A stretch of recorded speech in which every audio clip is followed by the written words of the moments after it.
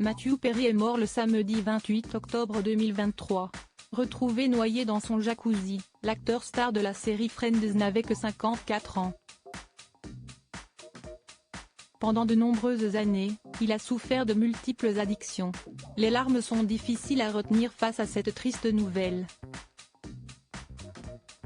Matthew Perry, qui a bercé nos enfances, nos adolescences, qui a charmé toutes les générations à l'aide de son humour sarcastique et ses facéties dans la série Friends, est mort le 28 octobre 2023 à l'âge de 54 ans.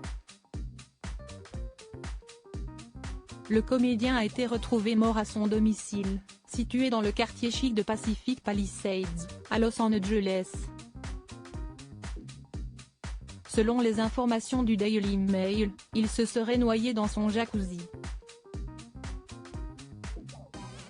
Les causes de son décès restent, pour l'heure, un mystère.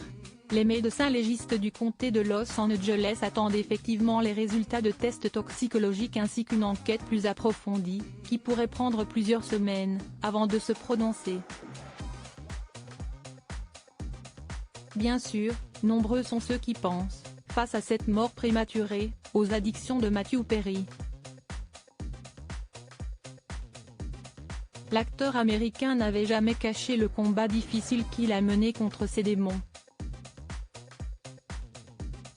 CST à la fin des années 1990, sur le tournage du film Coup de foudre et conséquences, avec Salma Hayek, que les choses avaient basculé.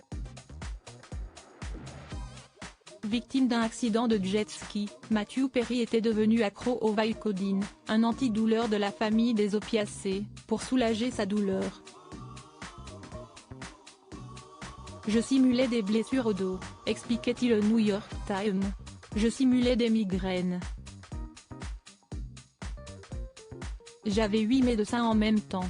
Quand on est toxicomane, tout est mathématique.